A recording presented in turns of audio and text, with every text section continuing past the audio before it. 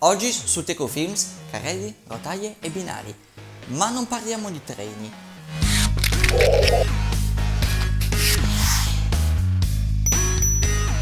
Benvenuti su Tecofilms, show che rende il videomaking accessibile a tutti. Ormai è già capitato di parlare più volte dello slider, ovvero un supporto per video davvero utile che serve sostanzialmente a fare le carrellate, riprese fluide dove la videocamera scorre su un binario. Secoli fa vi ho proposto questo simpatico ma anche sorprendentemente utile carrellino, uno strumento molto economico ma che permette lo stesso di realizzare carrellate fluide, a patto però di avere una superficie liscia su cui farlo camminare. Oggi, invece, vi presento il mio nuovo slider, un altro prodotto marcato Neewer, che troverete su store come Amazon e simili, spesso etichettato anche da brand diversi, però alla fine lo riconoscete, è sempre la stessa cosa. Questo carrello è un prodotto entry level, che ho acquistato ormai alcuni mesi fa, ed oggi, dopo averlo ormai imparato ad utilizzare alla perfezione, sono pronto per mostrarvene pregi e difetti. Partiamo dalla costruzione. È realizzato in alluminio per le parti solide, dove ci sono le basi di montaggio e le filettature, mentre i due tubi, o meglio i binari, lunghi 60 cm ciascuno, sono in fibra di carbonio, che rendono complessivamente il prodotto piuttosto leggero. Tra i binari ovviamente scorre la base mobile, dove troviamo le rotelle, rivestite da una gomma dura, ma che garantiscono fluidità e zero frizioni tra binari e rotelle stesse. Nel complesso lo slider è piuttosto leggero e poco ingombrante, almeno per quello che riguarda la mia versione, perché ce ne sono anche di simili da 80 e 100 cm,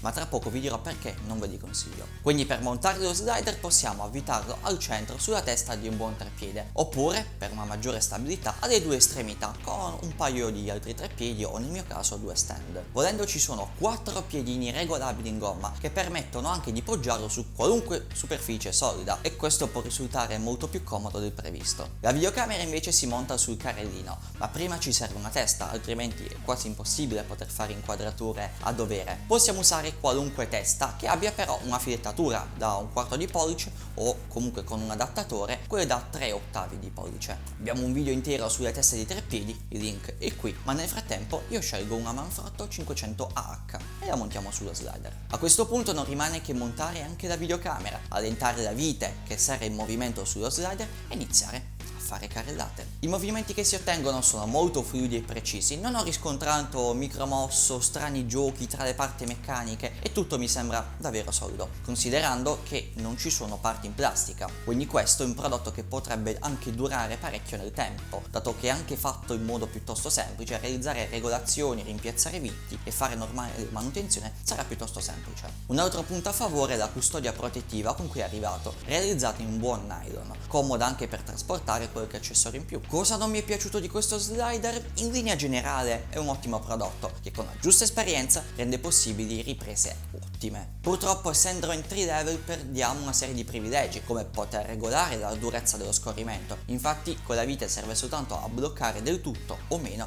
il carrello. Oppure se non abbiamo una mano molto ferma è facile produrre dei movimenti involontariamente. Premetto che di regola non amavo molto questo strumento in generale, mi sembrava infatti che gli slider fossero tutti sempre un po' limitati, adatti per piccoli movimenti, quando di regola sarebbe meglio utilizzare un dolly. La verità è che uno slider più compatto e facile da maneggiare può rivelarsi davvero utile e rendere per esempio un semplicissimo pan con la testa del treppiede molto più accattivante, aggiungendo quel pizzico di movimento. L'ho trovato finora davvero decisivo su vari set per videoclip e anche ovviamente qui sul canale per realizzare tutti i vari b-roll. Vi sconsiglio invece slider troppo lunghi per due motivi. Uno, sono difficili da trasportare, montare, richiedono sempre stativi robusti per poterli reggere, ma soprattutto non hanno la stessa versatilità che può avere o uno slider corto o un vero dolly. Direi che questa volta la via di mezzo non va bene perché non accontenta pressoché nessuno, almeno secondo me. E voi che slider usate? Lo avete comprato? Costruito? Parliamone insieme qui nei commenti o meglio ancora sulla pagina Facebook. Fino ad allora, questo è Tecofilms, io sono Daniele e voi fatevi video. Avrebbe continuato per mezz'ora. Sei contento, Daniele? Secondo te da questa faccia ti sembro contento? Bene, alla prossima puntata.